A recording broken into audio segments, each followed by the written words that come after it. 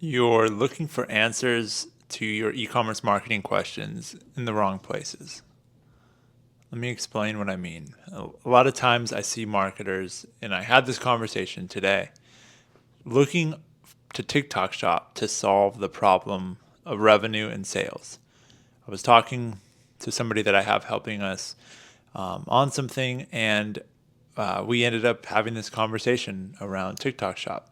And I think that that's a good thing. I think TikTok Shop is something that can be helpful to revenue if we have our messaging and if we're already converting on other channels. But what I find a lot of times is brands want to flock to the latest and greatest trend and chase shiny objects in order to figure out revenue when we haven't figured out messaging. We haven't figured out how to take somebody from being a stranger to wanting to open up their attention span to pay attention to what we have to offer, all the way to taking action and trying our product or service. Now, let me check real quick to make sure that I'm even recording on audio.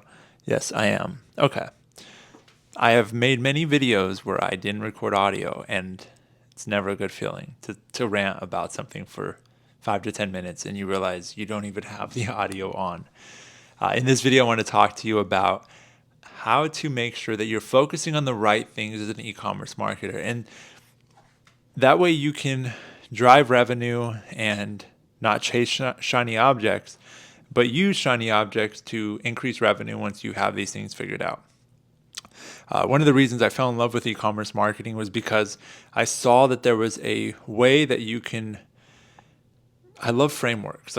You can take a framework and you can repeat that framework again and again so that you can achieve similar results. And you can look at a problem and basically see through, almost like a superpower, right through what is going on, where are the leaks, and fix that issue immediately. Today I'm going to talk to you through the lens of the framework AIDA. If you have never heard of this before, it is attention, interest, desire, action.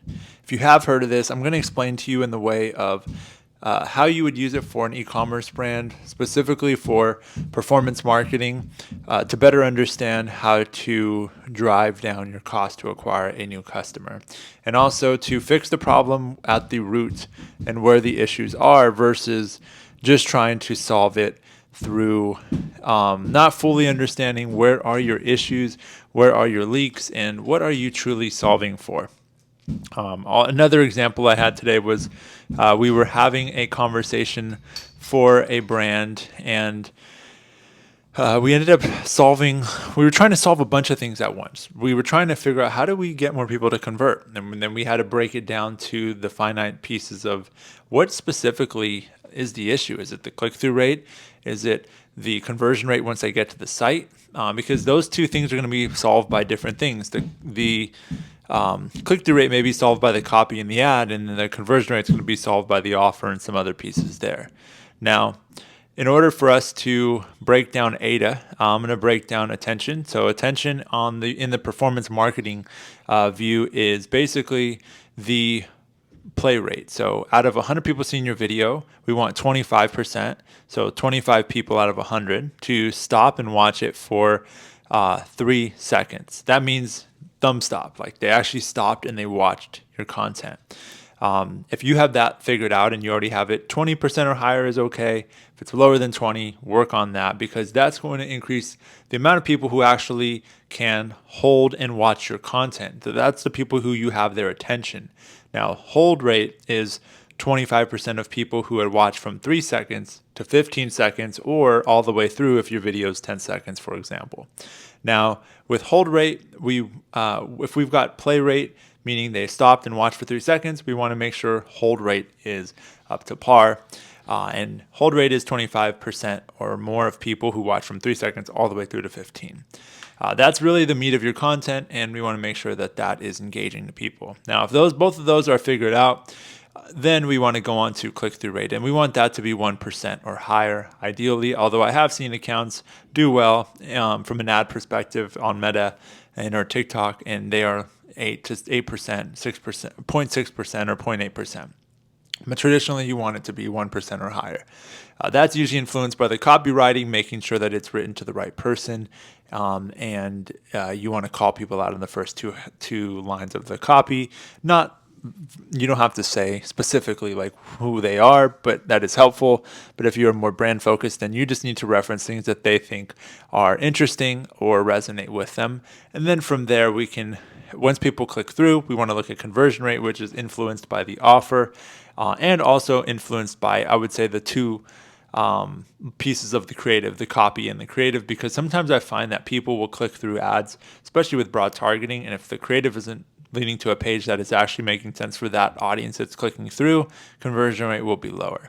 But conversion rate's influenced by a bunch of things. The copy on that landing page, how much it resonates with the ad itself, which we call the ad sent. How closely is the ad sent related to the ad and the creative and the landing page?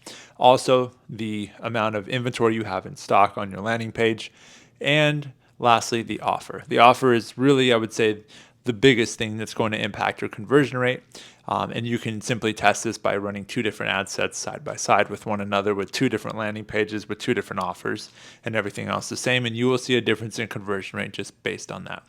So that breaks down the AIDA formula. And why I'm breaking this down to you is because within each of those areas, attention, interest, desire, action, there is a rabbit hole of worlds to explore. For example, within attention, you can go into the first 3 seconds of that video and break open how you understand the subconscious beliefs and the psychology of customers that are watching that video.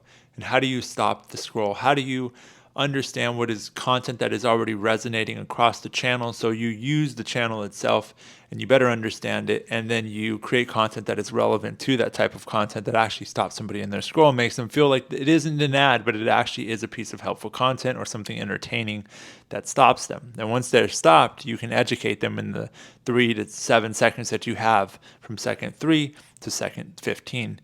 Once you've done that, you've earned that click, and the copywriting is on point and feels like it's on brand and also native to the channel.